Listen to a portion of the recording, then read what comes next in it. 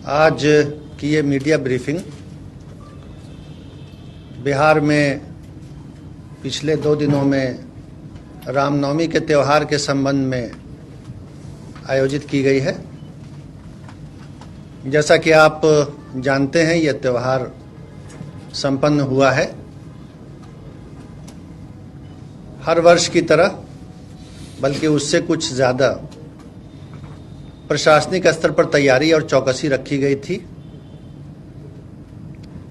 रामनवमी के त्यौहार के लगभग 1 सप्ताह पहले राज्य के मुख्य सचिव, डीजीपी साहब, अपर मुख्य सचिव, गृह विभाग और पुलिस के वरीय अधिकारियों के द्वारा वीडियो कॉन्फ्रेंस के माध्यम से राज्य के सभी जिला पदाधिकारी, पुलिस अधीक्षक, वरीय पुलिस अधीक्षक, रेंज के आईजी और डीआईजी और डिविजनल कमिश्नर के साथ वीडियो कॉन्फ्रेंस करके मुख्यालय से उनके साथ निर्देश भी उनको दिए गए थे और उनके द्वारा की गई तैयारी, बंदोबस्त की समीक्षा भी की गई थी। इंटेलिजेंस जो था वो भी शेयर किया गया था पिछले वर्षों की घटनाओं के आधार पर। और पुलिस और मजिस्ट्रेट की तैनाती की पर्याप्त व्यवस्था इस अवसर पर की गई सभी जिलों में। और जैसा कि आप जानते हैं, राज्य के 2 शहरों को छोड़कर शेष सभी स्थानों पर यह त्यौहार शांतिपूर्वक संपन्न हुआ।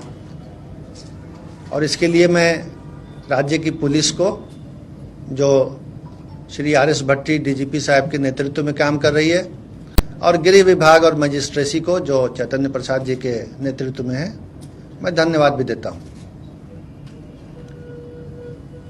बिहार शरीफ और सासाराम में कुछ कोशिश की गई अशांति फैलाने की, कुछ घटनाएं करने का प्रयास किया गया, कुछ घटनाएं उस प्रयास के समय हो गई, लेकिन वरीय अधिकारियों के पर्यवेक्षण में और स्थानीय जिला प्रशासन और पुलिस प्रशासन के प्रयास से बहुत जल्दी उन पर काबू पा लिया गया और किसी भी प्रकार की गड़बड़ी या अशांति को व्यापक पैमाने पर फैलने से रोका गया। आज भी सुबह से स्थिति सामान्य चल रही है, शांति व्यवस्था बहाल है। लेकिन आज माननीय मुख्यमंत्री जी ने राज्य के मुख्य सचिव और पुलिस महानिदेशक को बुला करके हालात की समीक्षा की, जायजा लिया, तथ्यों से वे अवगत हुए और मुख्य सचिव और डीजीपी को निर्देश दिया।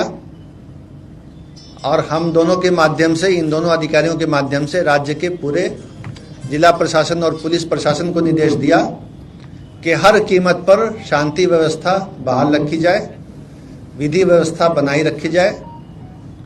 जो दोषी हैं अभी तक गड़बड़ी करने वाले, उनकी पहचान की जाए और पहचान करने के बाद उनके विरुद्ध कानूनी कार्रवाई करते हुए उनको सजा दिलाई जाए। तो अभी जो प्राथमिकता होगी वो यही होगी कि राज्य में जो ऐसे तत्व हैं जिन्होंने इस तरह का कोई अटेम्प्ट किया, प्रयास किया शांति भंग करने का, उनकी पहचान हो, और जिन्होंने इस तरह का सामाजिक और कानूनी अपराध किया उनको कानून के दायरे में ला करके सजा उनको दिलाई जाए। तो ये माननीय मुख्यमंत्री जी का निर्देश हुआ है और मैं उनका ये निर्देश आपके माध्यम से, मीडिया के माध्यम से सभी तक पहुंचाना चाहता हूं कि राज्य सरकार इस बात पर दृढ़ है कि शांति व्यवस्था बनी रहेगी और किसी किस्म की गड़बड़ी करने को बर्दाश्त नहीं किया जाएगा। उसके अलावा जो पुलिस की कार्रवाई हुई है, जिसके आंकड़े उपलब्ध हैं और जो पुलिस का काम है, उस पर डीजीपी साहब और एडीजी साहब यहाँ पर मौजूद हैं, तो मैं उनसे अनुरोध करूँगा कि उस पर आपको संबोधित करना चाहेंगे। वर्तमान में पूरे राज्य में विधि व्यवस्था की स्थिति पूरी तरह से नियंत्रण में है। सासाराम और बिहार शरीफ में जो कुछ घटनाएं हुई, उनमें अभी तक कुल 109 व्यक्ति जो इन कांडों में संलिप्त पाए गए हैं, उनकी गिरफ्तारी हो चुकी है। और लगातार हम उन लोगों की पहचान करके गिरफ्तारी का कार्यक्रम जारी रखेंगे। किसी भी ऐसे असामाजिक तत्व को बख्शा नहीं जाएगा और कानून की पूरी ताकत के साथ उनसे निपटा जाएगा। ये निश्चित तौर पे एक प्रयास था राज्य की अमन शांति को भंग करने का, जिसको पुलिस प्रशासन ने, जिला प्रशासन ने मिलकर के इसको विफल किया है और हम पूरी तरह कॉन्फिडेंट हैं कि आगे कोई ऐसी घटना को हम नहीं होने देंगे जिससे कि आम सामान्य शांति व्यवस्था पे कोई प्रतिकूल प्रभाव पड़े। जो ऐसे अनसर हैं समाज में, थोड़े बहुत कहीं ना कहीं हो सकता है कोई ऐसे व्यक्ति हों, उनकी भी हम पहचान करके उनको कानून के दायरे में लाएंगे। धन्यवाद। कितने लोगों की मौत हुई है? एक ही व्यक्ति की मौत हुई और वो आपको मालूम है, उसमें भी हमने कांड दर्ज करके गिरफ्तारियां की हैं। और बाकी कुछ नई बात इसमें ये है कि जो सासाराम में कुछ लोग बम से जख्मी थे, कल रात में ही हमने यहां से एफएसएल की टीम और डॉग स्क्वाड को भेज करके सुबह 5 बजे हमारी एफएसएल की टीम पहुंच गई थी और उसने जांच करके जो वहां पे अंश मिला था एक्सप्लोसिव सब्सटेंस का, उससे हमने ये साबित कर लिया कि वो किसी तरह का किसी के ऊपर हमला नहीं था। वो व्यक्ति स्वयं ही या तो बम बना रहे थे या उसको हैंडल कर रहे थे। तो वो व्यक्ति जो जख्मी हैं वो अपराधी की कैटेगरी में आए हैं, उनको हमने गिरफ्तार कर लिया, उनका इलाज चल रहा है। जब वो बेहतर हो जाएंगे, हॉस्पिटल से छूटेंगे तो वो जेल जाएंगे। कितने लोग हैं सर उसमें? 6 है ना, 6 व्यक्ति हैं उसमें। सब सासाराम में आधिकारिक तौर पे धारा 144 लगी थी कि नहीं, क्योंकि इस पे भी काफी ज्यादा चर्चा हुआ। स्थानीय प्रश्न आप स्थानीय प्रशासन से पूछे, हम लोग आपको कुल ओवरऑल व्यू दे रहे हैं और आश्वस्त कर रहे हैं आम जन को आपके माध्यम से कि पूरी तरह स्थिति नियंत्रण में। वीडियो कल जारी किया जिसमें शांति बहाल की बात की, उसके बाद ही ब्लास्ट हो गया। वो अनकनेक्टेड इश्यू है, उनसे उसका कोई ताल्लुक नहीं है। वो तो अपराधी थे, या उसको बना रहे थे या हैंडल कर रहे थे, उसमें वो घटना हुआ और बिल्कुल अलग स्थान पे हुआ।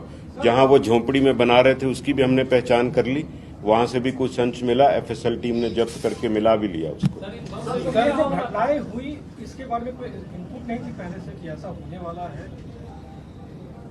देखिए, हर चीज की इनपुट होना एक पहलू है। जैसे मुख्य सचिव महोदय ने कहा, 1832 जुलूस पूरे राज्य में चल रहे थे रामनवमी के अवसर पर, और ये 2 स्थानों को छोड़ करके बाकी सारे सफल रूप से संपन्न हुए हैं।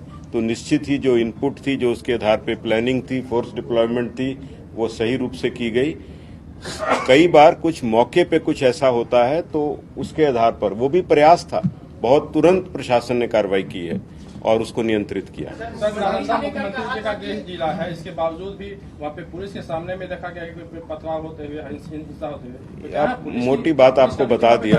कमी है क्या सर? सर, मुख्यमंत्री जी ने कहा था कि नेचुरल इंसिडेंट नहीं है, जो भी हुआ है, तो क्या आप लोग के पास कोई ऐसा इनपुट आया है कि इसके पीछे एक साजिश, उन्होंने इशारा किया कि साजिश किसी ने रचा है?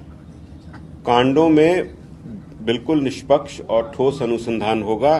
जहां जहां भी ऐसी कोई व्यक्ति इससे पीछे अगर हैं, उनको एक्सपोज करके कानून के दायरे में लाया जाएगा।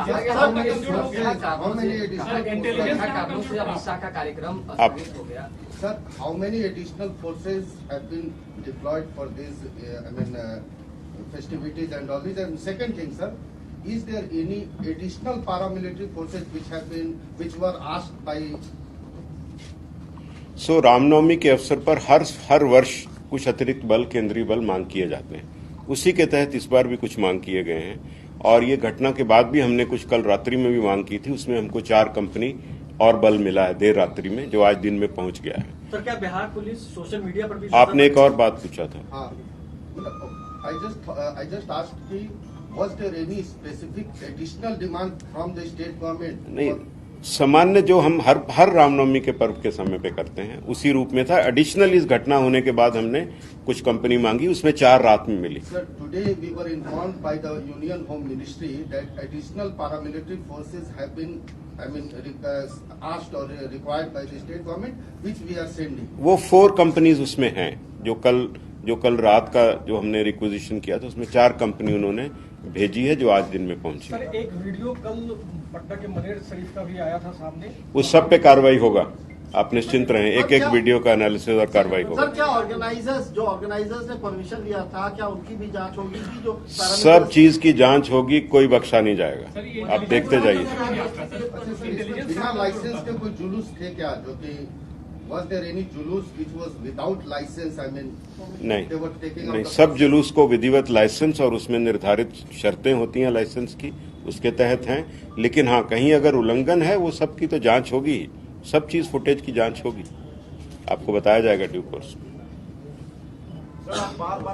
अब मैं अपर मुख्य सचिव, मुख्य सचिव महोदय से एक सवाल है, 144 लगा था या नहीं, इसको लेकर के कंट्रोवर्सी है, तो आप लोग स्थिति स्पष्ट कर दें कि क्या लगा था या नहीं। देखिए, ये बता दिया गया कि स्थानीय प्रशासन से स्थानीय मुद्दे पूछे जाएं। इस प्रेस कॉन्फ्रेंस में हम लोगों ने यहाँ पर राज्य की स्थिति आपको बता दी है, और जो तैयारियां थी और जो स्टेप लिए गए, जो गिरफ्तारियां हुआ, वो बता दी हैं। धन्यवाद, थैंक यू।